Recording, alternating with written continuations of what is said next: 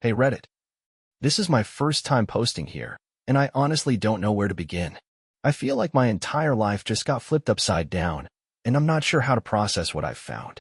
For some context, my wife, Jessica, 31F, and I, 34M, have been married for 7 years. We met in college, fell hard and fast for each other, and were married within 2 years of dating. Up until recently, I thought we had a great marriage. Sure, we've had our ups and downs, but who doesn't? Jessica is a bubbly, outgoing person who has always been the life of the party. She has a big circle of friends, and she's always been the type to go above and beyond for the people she cares about. I've always loved that about her, her energy, her ability to connect with people. But now I'm starting to wonder if I was just blind to some of the red flags. This all started a few days ago when I decided to clean out Jessica's purse. I know how that sounds, but hear me out. It wasn't some sneaky or invasive move. She had spilled coffee on it earlier that morning and asked me to clean it out while she was at work so it wouldn't get ruined. What I found in there shattered my entire world. I was sitting at the kitchen table, carefully pulling out the contents of Jessica's purse so I could clean it up. There were the usual things, her wallet, keys, makeup, and a couple of random receipts. But then I noticed a folded piece of paper tucked into a side pocket. At first, I thought it was just a grocery list or something, but when I unfolded it, my heart stopped. It was a handwritten note, and the words on the page made my blood run cold. Jessica, I can't stop thinking about you. Every moment we've shared feels like a dream, and I can't wait until the next time I get to hold you in my arms. You're everything I've ever wanted, and being with you makes me feel alive in a way I've never felt before. Yours always, M. I read it over and over again, hoping I was misunderstanding something, but the message was clear. This wasn't a platonic note from a friend or coworker. This was intimate, emotional, and undeniably romantic. For a moment, I told myself it could be from the past, maybe an old love letter from before we got together that she'd forgotten about. But as I flipped the paper over, I noticed the date scribbled in the corner. It was from last week. I felt like I'd been punched in the gut. As if the first note wasn't enough, I found 2 more tucked into the same pocket. The second one read, Jessica, last night was incredible. Every time I'm with you, it feels like the world disappears, and it's just us. I don't know how much longer I can keep this secret, but I'll wait as long as it takes because you're worth it. Forever yours, M. The third was shorter, but just as damning. Jessica, I miss you already. Counting down the days until we're together again. M. My hands were shaking as I stared at the notes. Who the hell was M? How long had this been going on? And how could Jessica look me in the eye every day, tell me she loved me, and then turn around and do this behind my back? I sat there for what felt like hours, trying to make sense of it. Part of me wanted to confront her the second she walked through the door, but another part of me wanted to gather more information first. If this was real, if she was cheating, I needed to know the full story before I accused her of anything. When Jessica got home that evening, she was her usual cheerful self, chatting about her day and asking me about mine. I could barely look at her without feeling a mix of anger, sadness, and confusion. But somehow, I managed to play it cool. I cleaned out your purse, I said casually, testing the waters. Got rid of the coffee stains, too. Thanks, babe, she said with a smile. You're the best. Her response felt like a dagger to the heart. How could she smile at me like that, knowing what I just found? I didn't say anything else about the purse or the notes. I wanted to see if she'd mention them on her own, if she'd offer any kind of explanation. But she didn't. She just went about her evening like nothing was wrong, completely oblivious to the storm brewing inside me. That night, I couldn't sleep. I lay awake, staring at the ceiling, replaying everything in my head. The notes, her reaction, the way she'd acted so normal despite what she was hiding. I started thinking back over the past few months, searching for signs I might have missed. Had she been acting differently? Spending more time away from home? I remembered how she'd started going out with her friends more often, saying she needed girl time to unwind after work. At the time, I didn't think much of it. I trusted her. But now, every little detail felt suspicious. The worst part is, I don't even know how to bring this up. Do I confront her outright? Do I try to find more evidence first? Part of me wants to rip the Band-Aid off and get to the truth, but another part of me is terrified of what I might hear. Reddit, I'm at a loss. How do I handle this? How do I confront my wife about something this devastating without completely losing it? I don't know what to do, and I don't know if I'll ever be able to trust her again. After finding the love notes in Jessica's purse, I felt like my entire life had been thrown into chaos. I spent the next day at work distracted, replaying everything in my head, searching for clues I might have missed. My coworkers must have noticed how off I was, but I didn't care. The betrayal was too fresh, and I was still trying to wrap my head around how the woman I'd been married to for 7 years could be hiding something this huge from me. I decided I needed more information before confronting her. Part of me hated the idea of snooping, but I couldn't go into this blind. If Jessica denied everything, I needed concrete proof to show her I wasn't imagining things. And honestly, I needed to know just how deep this went. Was this a fling? An emotional affair? Or something even worse? That night, while Jessica was in the shower, I decided to check her phone. She'd always been open with me about her phone. Our passcodes were no secret, but I'd never felt the need to look through it before. Now, though, it felt like my only chance to find answers. I started with her messages. Nothing stood out at first, just the usual conversations with her mom, her friends, and a few coworkers. But then I noticed a thread labeled M. My stomach dropped. When I opened the thread, I felt like my worst fears were being confirmed. The messages weren't overly explicit, but they were undeniably intimate. M. Last night was amazing. I can't stop thinking about you. Jessica. Me too. I wish we had more time together. I hate sneaking around like this. M. It's worth it. You're worth it. I'll see you Thursday. Jessica. Yes. Can't wait. Red heart. I scrolled further up, my hands shaking. The messages stretched back for weeks, maybe even months, and they all painted the same picture. Jessica had been seeing someone else behind my back. They talked about meeting up at his place, grabbing coffee together, and even planning small outings that I'd had no idea about. What struck me the most was how casually they spoke about sneaking around, like it was some game they were both enjoying. It made me sick to my stomach. The next question I needed to answer was obvious. Who is this guy? I checked his contact information, but there wasn't much to go on. Just a phone number and an initial. No last name, no photo. I considered doing a reverse phone lookup, but I didn't want to leave a digital trail in case Jessica somehow found out what I was doing. Instead, I decided to keep digging through her phone. I opened her photo gallery next, scrolling through the most recent pictures. Most of them were harmless, selfies, pictures of our dog, and random shots of meals she'd cooked. But then I found a folder that was hidden deeper in her gallery. It was labeled private, and when I opened it, my heart sank. There were pictures of Jessica and a man I didn't recognize. He was tall, with dark hair and an athletic build, and they looked entirely too comfortable together. In one photo, they were sitting on a park bench, her head resting on his shoulder. In another, they were laughing over drinks at what looked like a cozy little cafe. And then there was the worst one, a selfie of them in what was clearly a hotel room. I couldn't believe what I was seeing. This wasn't just an emotional affair. They'd spent the night together. There was no other explanation for that picture. I spent the rest of the night piecing together everything I'd found. The notes in her purse, the texts, the pictures, they all pointed to the same conclusion.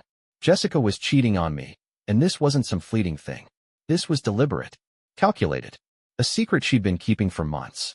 I thought back to all the times she'd told me she was going out with her friends or working late. How many of those nights had been lies? How many of them had been spent with him instead of me? The anger and heartbreak were overwhelming, but I knew I had to keep it together. I couldn't confront her yet, not until I had all the pieces. I needed to know who M was, how long this had been going on, and if she had any intention of ending it, or if she was planning to keep living this double life indefinitely. The hardest part was pretending everything was normal. When Jessica came to bed that night, she curled up next to me like nothing was wrong, like she wasn't tearing our marriage apart behind my back. I lay there in silence, staring at the ceiling, wondering how she could do this. The next morning, I decided to take a day off work. I told Jessica I wasn't feeling well, and after she left for her own job, I started digging deeper. I checked our shared calendar to see if any of her plans lined up with the dates from the texts or pictures. I also searched through her emails for anything suspicious, but most of what I found seemed normal. I was starting to feel like I'd hit a dead end when I remembered something. Jessica had a habit of writing things down in a physical planner. She said it helped her stay organized better than digital tools. If she'd been sneaking around, maybe there was something in there. I found her planner in the drawer of her nightstand and flipped through it. Most of the entries were work-related, but then I noticed a few dates marked with a small heart. One of them matched the date on the love notes I'd found in her purse. I felt like I was putting together pieces of a puzzle I didn't want to solve. The picture it was forming was devastating, but I couldn't stop now. At this point, I know I have enough to confront her. The texts, the photos, the notes, it's all there. But I'm still terrified. Part of me wants to just sit her down tonight and demand the truth, but another part of me feels like I need more. I don't know why. Maybe I'm hoping to find some shred of evidence that proves I'm wrong, that there's some explanation I haven't considered. Reddit, I don't know what to do. How do I confront the woman I've loved for the past decade and ask her if she's been lying to me this whole time? How do I prepare for the possibility that this is the end of our marriage? By the time Jessica came home that evening, I was barely holding it together. I'd spent the entire day replaying everything I'd found, the notes, the texts, the photos, and trying to figure out how to confront her without losing control of my emotions. But no matter how many scenarios I played out in my head, none of them felt right. The thought of hearing her admit to what she'd done made me feel physically ill. She walked through the door, her usual cheerful self, and kissed me on the cheek. "Hey babe," she said. "How was your day?" "Fine," I replied flatly, struggling to meet her eyes. I must have sounded off because she gave me a curious look. "You okay?" she asked. "Yeah," I said quickly, brushing her off. "Just tired." She shrugged and headed into the kitchen to start dinner, humming to herself like she didn't have a care in the world. I couldn't take it anymore. Watching her act so normal, so happy, while I was drowning in my own emotions, it was unbearable. "Jessica," I said, my voice sharper than I intended. She turned around, surprised by my tone. "What's wrong?" I took a deep breath, my hands trembling. "I need to ask you something, and I need you to be completely honest with me." Her expression shifted, a flicker of unease crossing her face. "Okay," she said cautiously. I walked over to the table, pulled out the love notes from my pocket, and placed them in front of her. "What are these?" I asked, my voice cracking. Her face went pale. For a moment, she just stared at the notes like they were a bomb about to go off. Then she looked up at me, her eyes wide with panic. Where did you find those?" "In your purse," I said. "You asked me to clean it out, remember?" "I wasn't snooping, Jessica. But now I need you to tell me the truth. Who is M?"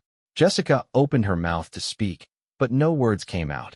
She looked like a deer caught in headlights, and I could see the wheels turning in her head as she tried to come up with an explanation. "It's not what you think," she said finally, her voice trembling. "Then what is it?" I snapped. "Because it looks like you've been sneaking around behind my back. Are you going to tell me that's not true?" She hesitated, her hands gripping the edge of the table so tightly her knuckles turned white. It's just a misunderstanding," she said weakly. He's just a friend." "A friend," I repeated, laughing bitterly. "Friends don't write love notes, Jessica. Friends don't talk about sneaking around or spending nights together. So why don't you try again?" Her eyes filled with tears, and she shook her head. "I didn't mean for this to happen," she said, her voice breaking. "It was stupid, and I made a mistake. But it's over now. I ended it." I felt like the air had been knocked out of me. "You ended it?" I repeated. "So, you're admitting that there was something to end?" She nodded, tears streaming down her face. "Yes," she whispered. "But it wasn't what you think. It didn't go that far. We never—" "Stop," I said, cutting her off. "I don't want to hear what you didn't do. I want to hear the truth, Jessica. How long has this been going on?" She looked down at the table, avoiding my gaze. "A few months," she admitted. The room fell silent after her admission. I stared at her, trying to process what she'd just said. A few months. She'd been lying to me for months, pretending everything was fine while sneaking around with someone else. "Who is he?" I asked finally. She hesitated, then said, "His name is Matt. He works at my office." I felt another wave of anger wash over me.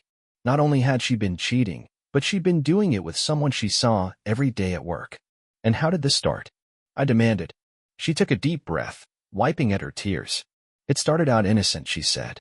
"We worked on a project together, and we got along really well. We started talking more, and I guess—" "I don't know. I felt like he understood me in a way that you didn't." Her words hit me like a punch to the gut. "So, this is my fault now?" I asked, my voice rising. "No," she said quickly. "That's not what I mean. I'm not blaming you. This was my choice, and it was wrong. I take full responsibility for that. I was feeling lonely, and I didn't know how to talk to you about it. Lonely? I repeated, shaking my head. Jessica, if you were feeling lonely, why didn't you just tell me? Why did you go to him instead of coming to me? I don't know, she said, her voice breaking. I was scared. Scared that you wouldn't understand, or that you'd think I was being ridiculous. And with Matt, it felt easy. But it was a mistake. I see that now. I sat down, my head in my hands, trying to make sense of everything. Part of me wanted to believe her, to believe that it was just a mistake, and that she truly regretted it. But another part of me couldn't get past the lies, the months of deception, the notes, the messages. Did you sleep with him? I asked finally, my voice barely above a whisper. No, she said immediately. I swear, it never got physical. We kissed a few times, but that was it.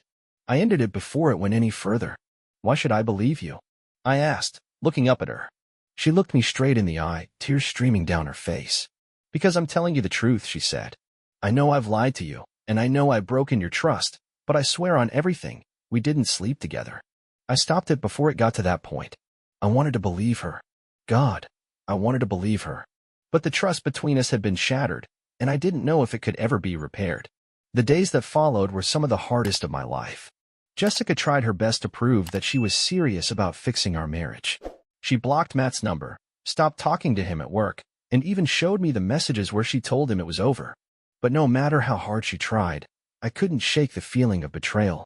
Every time I looked at her, I saw the woman who had lied to me, who had chosen someone else over me. We started going to therapy, both individually and as a couple. In our sessions, Jessica admitted that she'd been unhappy for a while but hadn't known how to express it. She said that Matt had been a distraction, a way to escape from her feelings of inadequacy. As for me, I realized that I'd been neglecting parts of our relationship without even realizing it. I'd gotten so caught up in work and other responsibilities that I hadn't noticed Jessica pulling away. It didn't excuse what she'd done, but it helped me understand how we'd ended up here. It's been a few months since everything came to light, and while things aren't perfect, we're slowly making progress. Jessica has been completely transparent, and she's working hard to rebuild my trust. I'm trying to let go of the anger and focus on moving forward, but it's not easy. Some days, I wonder if our marriage will ever be the same. But other days, I see the effort Jessica is putting in, and I feel a glimmer of hope. Reddit, I'm still figuring out what the future holds, but for now, we're taking it one day at a time. The weeks following Jessica's confession felt like walking a tightrope over an endless pit of doubt and pain. Every day was a test, a battle between my lingering anger and my desire to rebuild what we had. Therapy helped us keep the lines of communication open, but even the progress we were making felt fragile. Trust, I was learning, doesn't rebuild itself overnight. Jessica, to her credit, was doing everything I asked. She blocked Matt's number, avoided him at work, and gave me full access to her phone and messages. She even went as far as transferring to a different team at her office so she wouldn't have to interact with him anymore. I could see that she was trying, but the betrayal still weighed heavily on my mind. The hardest part was the triggers. A random song on the radio, the sight of her checking her phone, even the smallest changes in her tone of voice, all of it made me question if she was being completely honest. I hated feeling like I was constantly on edge, like I couldn't let my guard down around the person I was supposed to trust the most. One night, Jessica and I were sitting on the couch, watching a movie. She got a text, and I saw her glance at her phone and quickly turn it face down. It was probably nothing. She'd been open about her phone since everything happened, but in that moment, my insecurities got the better of me. Who was that? I asked, trying to keep my voice calm. She looked up at me, confused. What? Your phone? I said. You just got a text. Who was it? Jessica sighed and picked up her phone, showing me the screen. It's just Amanda, she said, holding it out so I could see. Sure enough, it was her friend Amanda, asking about plans for the weekend. I nodded, but the tension in the room was already palpable. Jessica put her phone down and turned to face me. Do you think I'm lying? She asked softly. I don't know, I admitted. It's hard not to wonder sometimes. Her face crumpled, and I could see the guilt and frustration in her eyes. I get it, she said. I know I'm the one who broke your trust, and I know it's going to take time to fix that.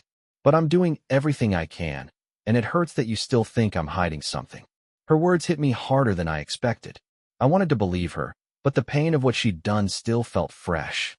I'm not trying to accuse you, I said. But you have to understand, this isn't easy for me. Every time I think about what happened, it's like I'm back to square one. I know, she said, tears streaming down her face. And I hate that I've made you feel this way, but I can't fix it if you don't let me. In our next therapy session, I brought up the argument. Dr. Green, our counselor, asked me to explain what I was feeling in that moment. I'm scared, I admitted. I'm scared that she's still lying to me, or that there's more I don't know. And every time I see something that reminds me of what happened, it feels like I'm back to square one. Dr. Green nodded. That fear is completely normal, especially after a betrayal like this. But at some point, you have to ask yourself, what evidence do you have that she's still being dishonest? And if there isn't any, are you willing to let that fear dictate your relationship moving forward? Her words made me pause. I realized that while my fear was valid, Jessica hadn't given me any reason to doubt her since her confession. She'd been transparent, patient, and committed to rebuilding our marriage. The only thing standing in the way was my own inability to let go of the past. Jessica spoke up next. I know I can't undo what I did, she said. But I'm here. I'm not hiding anything, and I'm not going anywhere. I just need you to meet me halfway. After that session, I decided to try something different. Instead of holding on to my fear, I made a conscious effort to trust Jessica when she said she was telling the truth. It wasn't easy. There were still moments of doubt, but I realized that if I didn't at least try, we'd never be able to move forward. The next weekend, Jessica suggested we spend the day together, just the two of us. She planned everything. A hike in the morning, lunch at one of our favorite spots, and a cozy movie night at home. It was the first time in months that I felt like we were just us again. During the hike, we stopped at a scenic overlook, and Jessica turned to me. Thank you for giving me another chance, she said. I know I don't deserve it, but I promise I'm not going to waste it. Her words, paired with the look in her eyes, felt genuine. For the first time since everything had come to light, I felt a glimmer of hope that we might actually be able to rebuild. It's been a little over 3 months since I found those notes in Jessica's purse. Things aren't perfect, but we're making progress. The anger and pain aren't gone, but they don't feel as overwhelming as they did in the beginning. I'm starting to see Jessica's efforts for what they are, genuine attempts to make things right, even when it's hard. I know the road ahead won't be easy. There will be more arguments, more doubts, and more moments of insecurity. But for the first time, I feel like we're moving in the right direction. I don't know what the future holds, but I'm willing to try, one step at a time. After 3 months of trying to rebuild our marriage, I started to feel like we were finally gaining some traction. Therapy had helped us open up in ways we hadn't before, and Jessica was going out of her way to prove her commitment to me. She distanced herself from Matt completely. No texts, no calls, no interactions at work. She even started coming straight home from the office every day to spend more time with me. But despite the progress we'd made, I still felt the weight of everything that had happened. Forgiveness, I realized, wasn't a one-time decision. It was something I had to choose every single day, and some days were harder than others. The first real test of that forgiveness came one afternoon when I got an unexpected message. I was at work when my phone buzzed with a notification. It was a message request on social media from a name I didn't recognize, Matt Richards. My stomach sank as I stared at the screen.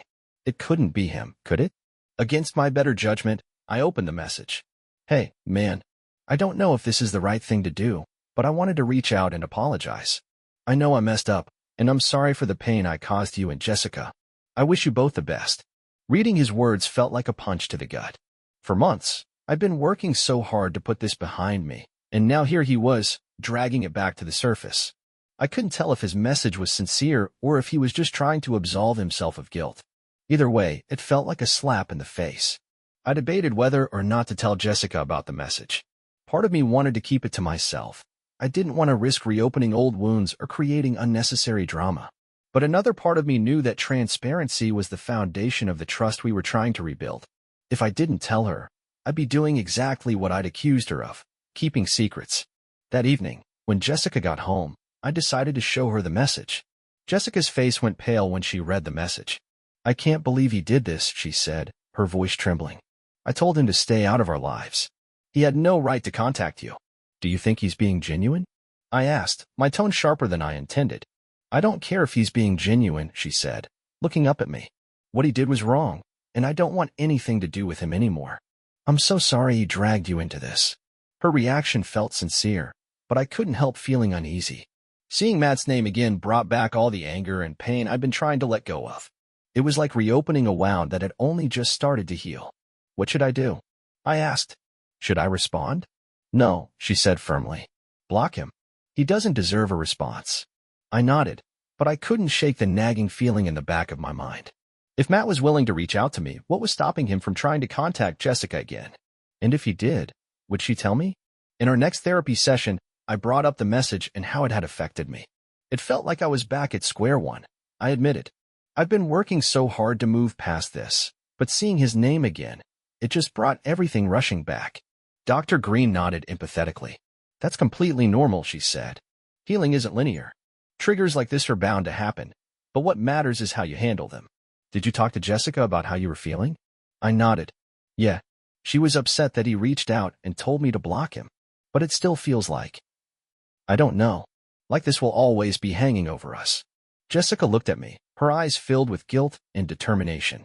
I know it feels that way now, she said, but I promise it won't always be like this. We're working through it, and we're stronger than we were before. You just have to trust me. Her words were reassuring, but trust wasn't something I could force. It would take time, and moments like these would either make or break us.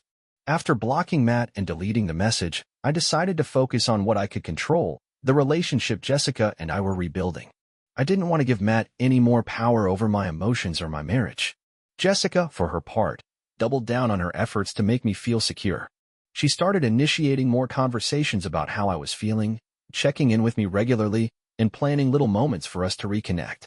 One evening, she surprised me with a homemade dinner and a handwritten letter, telling me how much she appreciated my willingness to work through everything with her. I know I don't deserve your forgiveness, she wrote, but I'm so grateful that you're giving me a chance to earn it. I promise I'll never take you or our marriage for granted again. Her words felt genuine, and for the first time in weeks, I started to believe that we might actually make it through this. It's been 4 months since I found those notes in Jessica's purse, and while things still aren't perfect, we're making progress. Moments like the message from Matt remind me that healing is a process. There will always be triggers, doubts, and setbacks. But there will also be progress, hope, and moments of genuine connection. Jessica has shown me that she's willing to fight for our marriage, and I'm trying to do the same. It hasn't been easy, and there are still days when the pain feels fresh, but I'm starting to see the light at the end of the tunnel. For anyone going through something similar, I'll say this: rebuilding trust takes time, patience, and a lot of hard work. It's not a straight path, but if both people are willing to put in the effort, it's possible to come out stronger on the other side. A few weeks after Matt's message, things seemed to settle down again. Jessica and I continued focusing on rebuilding our relationship, but no matter how much progress we made, there were still moments where doubt crept in.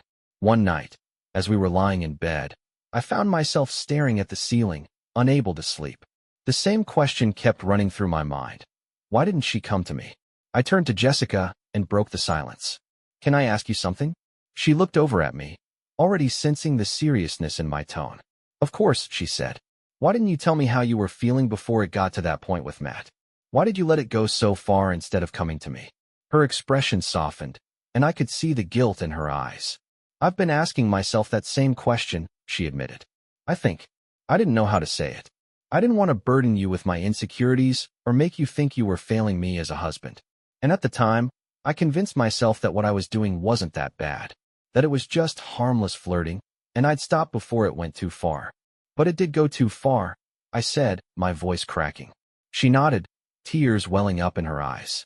I know, and I hate myself for letting it happen. I was selfish, and I wasn't thinking about how it would affect you or us. I thought I could handle it on my own, but I was wrong. Her honesty, while painful, felt like a step forward. I didn't want excuses. I wanted to understand her mindset, to know why she'd made the choices she did. Do you still think about him? I asked, my heart pounding as I waited for her answer. No, she said firmly. Not at all. He's not important to me. The only thing I care about is fixing what I broke with you. Her words felt genuine, but the scars of her betrayal were still fresh. I wanted to believe her, but trust, I realized, would take time to rebuild. A few days later, Jessica surprised me with something unexpected. She had planned a weekend getaway for the two of us, a chance to disconnect from everything and focus on each other. I know things have been hard lately, she said, and I just want to remind you how much you mean to me. I thought some time away might help us reconnect. I was hesitant at first. Part of me worried that being alone together, with nothing but time to talk, would bring up more pain and unresolved feelings. But another part of me was touched by the effort she was making, so I agreed to go. We spent the weekend in a small cabin by the lake, far away from the distractions of work, phones, and everyday life. At first, it felt a little awkward, like we were trying to find our footing again. But as the weekend went on, something shifted. We talked about everything, our fears, our hopes, and the things we loved about each other. For the first time in months, I felt like I could see glimpses of the woman I fell in love with and the bond we'd shared before everything fell apart. On the last night, as we sat by the fire, Jessica reached for my hand. "Thank you," she said softly. "For what?" I asked. "For giving me a chance to fix this," she said. "For believing in us, even when I gave you every reason not to." Her words hit me hard, and for the first time in a long time, I felt a small flicker of hope that maybe, just maybe, we could come out of this stronger. It's been 6 months since I found the notes in Jessica's purse, and while things aren't perfect, they're better than I ever thought they'd be. We've worked hard in therapy, both individually and as a couple, and we've learned how to communicate in ways we never did before. The scars of her betrayal are still there, and I don't know if they'll ever fully go away. But what I do know is that we're both committed to making this work. Jessica has gone out of her way to prove her loyalty and love for me, and I've made an effort to be more present in our relationship and address the issues that led to our disconnect in the first place. One of the biggest lessons I've learned through all of this is that healing isn't linear. There are still days when the pain feels fresh, when I wonder if I made the right choice by staying. But there are also days when I see the effort Jessica is making, and I feel grateful for the second chance we've been given. We've built a new foundation, one based on honesty, vulnerability, and mutual respect. It's not the same as what we had before, but maybe that's okay. Maybe what we're building now is stronger because it's been tested. To anyone reading this who's been through something similar, I'll say this. Healing takes time, and forgiveness is a process. It's not easy, and it's not for everyone. But if both people are willing to fight for the relationship, there's hope. Jessica and I still have a long road ahead, but for now, I'm choosing to believe in us.